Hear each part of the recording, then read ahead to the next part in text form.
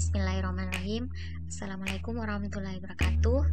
Perkenalkan, nama saya Tira Sekira dengan NIM 2002-10500010. Baik, pada kesempatan kali ini saya akan membuat video presentasi mengenai tugas final saya, yaitu tugas keamanan database dari mata kuliah keamanan informasi. Langsung saja kita masuk pada pembahasan. Nah, di sini terdapat definisi keamanan database. Data merupakan fakta mengenai suatu objek seperti manusia, benda, peristiwa, konsep, keadaan, dan sebagainya yang dapat dicatat dan mempunyai arti secara implisit. Data dapat dinyatakan dalam bentuk angka, karakter, simbol, sehingga bila data dikumpulkan dan saling berhubungan, maka dikenal dengan istilah basis data atau database. Sedangkan menurut Church basis data merupakan kumpulan informasi bermanfaat yang diorganisasikan ke dalam aturan yang khusus. Informasi ini adalah data yang telah diorganisasikan ke dalam bentuk yang sesuai dengan kebutuhan seseorang. Sedangkan menurut Encyclopedia of Computer Science and Engineering, para ilmuwan di bidang informasi menerima definisi standar informasi, yaitu data yang digunakan dalam pengambilan keputusan. Nah, selanjutnya adapun definisi lain dari basis data. Menurut Febri dan Sweep adalah sistem berkas terpadu yang dirancang terutama untuk minimalkan duplikasi data. Sedangkan menurut Ramsey Al-Masri mendefinisikan basis data lebih dibatasi pada arti implisit yang khusus, yaitu 1. Basis data merupakan penyajian suatu aspek dari dunia nyata atau real world.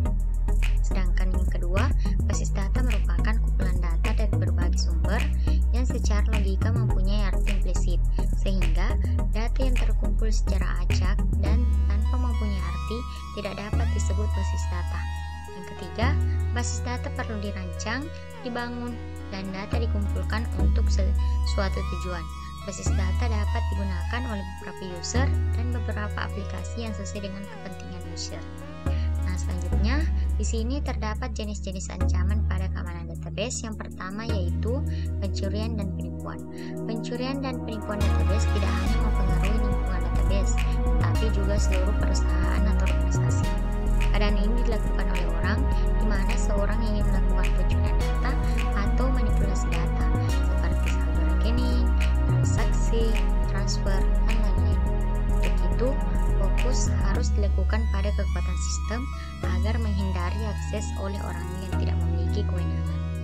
Nah, yang kedua yaitu hilangnya kerahasiaan dan privasi. Suatu data dapat memiliki nilai kerahasiaan karena data tersebut merupakan sumber daya yang strategis pada perusahaan, maka pada kasus ini data tersebut harus diamankan dengan memberikan hak akses pada orang tertentu saja atau orang yang dipercayai. Selanjutnya, hilangnya integritas. Integritas ini berkaitan dengan akurasi dan kebenaran data dalam database, seperti data korup. Hal ini akan secara serius mempengaruhi proses bisnis perusahaan atau organisasi. Nah, selanjutnya yaitu yang keempat, hilangnya ketersediaan. Hilangnya ketersediaan berarti data, sistem, keduanya tidak dapat diakses. Layanan mati yang tentunya secara serius sangat mempengaruhi perusahaan atau organisasi. Saat ini banyak perusahaan yang membutuhkan kemampuan sistem yang aktif 7x24 atau 7 hari 1 minggu. Nah, dapat dilihat pada contoh di sini, yaitu terdapat perangkat keras, jaringan komunikasi, database, DBMS, dan program. Nah, adapun di sini pengguna akhir, programator atau operator, database administration. Nah, dapat kita lihat di contoh tersebut. Selanjutnya, adapun contoh kasus keamanan database dan cara penanganannya. Pertama di sini yaitu denial of service attack atau DOS, merupakan serangan yang paling mudah dipasang dan yang paling merusak. Serangan ini pernah terjadi pada server DNS pada Jumat 21 Oktober 2016 jam 7:10. UTC menyebabkan sejumlah layanan online besar menjadi lambat, bahkan tidak dapat diakses. Serangan ini terbilang cukup fatal karena server DNS atau DNS digunakan oleh banyak nama besar seperti GitHub, Twitter, Spotify, dan lain-lain. Serangan ini merupakan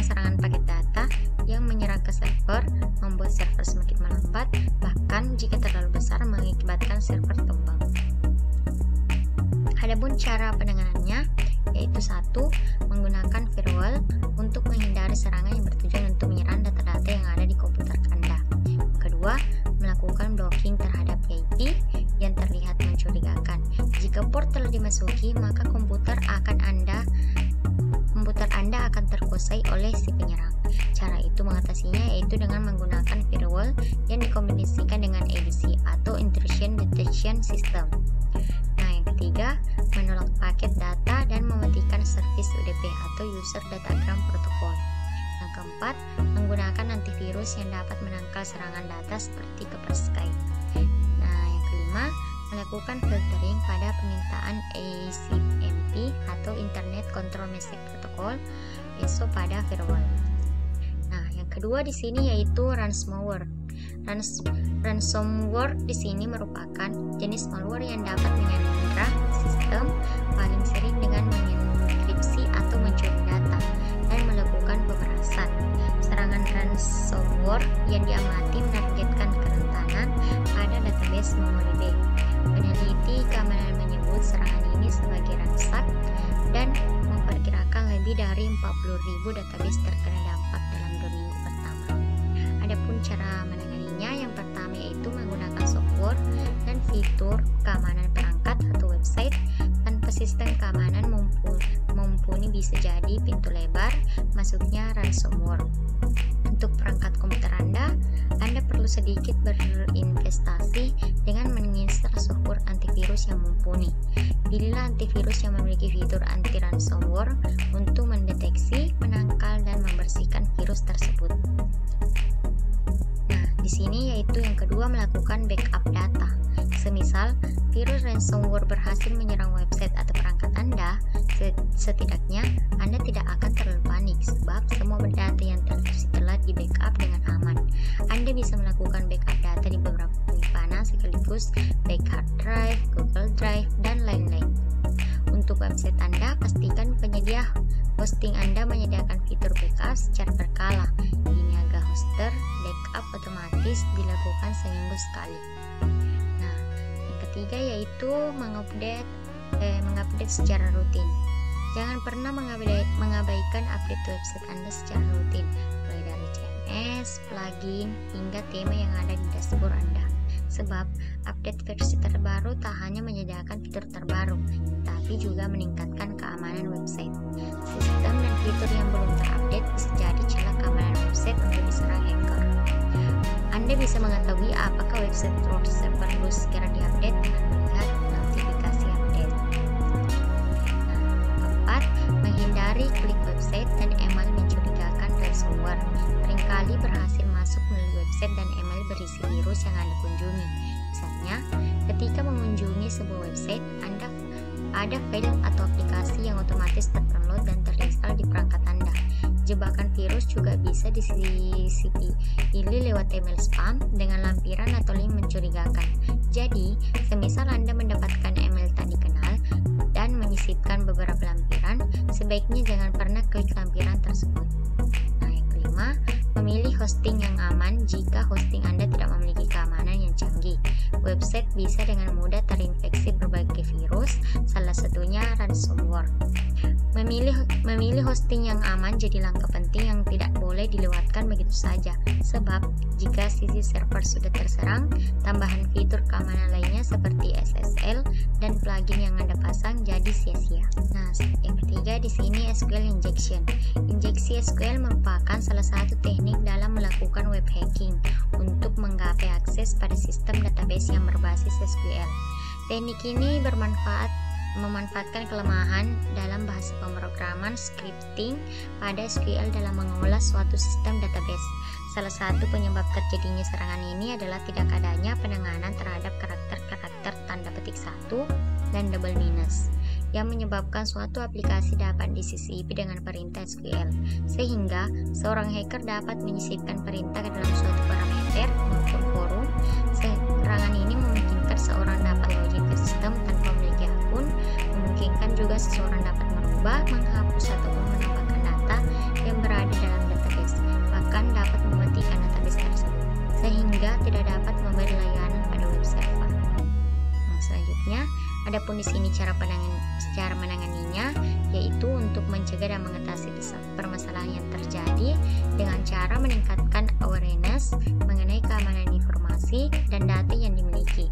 Jika data yang dimiliki adalah berharga, maka perlu dilakukan antisipasi pada keamanan yang baik. Beberapa di antaranya yang bisa dilakukan adalah dimulai dengan memilih penyedia cloud yang benar-benar terpercaya dan memiliki keamanan informasi yang cukup baik. Misalnya dalam kasus SQL injection, maka bisa dengan menjadikan variable get menjadi absolute integer. Adapun implementasi keamanan database dengan Oracle. Dalam beberapa tahun terakhir ini, data yang tersimpan di dalam sebuah perusahaan yang menggunakan aplikasi database tumbuh secara eksponensial. Seiring dengan meningkatnya akses terhadap data tersebut, meningkat pula faktor risiko keamanannya.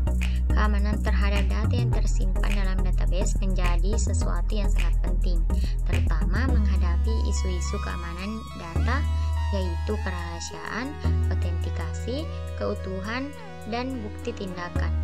Oracle Security Server menjadi sebuah alternatif solusi untuk memecahkan keempat isu keamanan data di atas.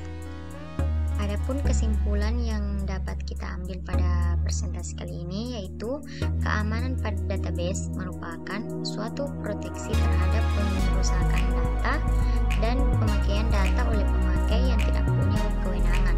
Dalam penyalahgunaan database bisa disengaja maupun tidak disengaja, yang dapat merugikan suatu perusahaan di mana data-data dalam suatu perusahaan itu sendiri dapat disalahgunakan oleh orang-orang yang tidak memiliki kewenangan.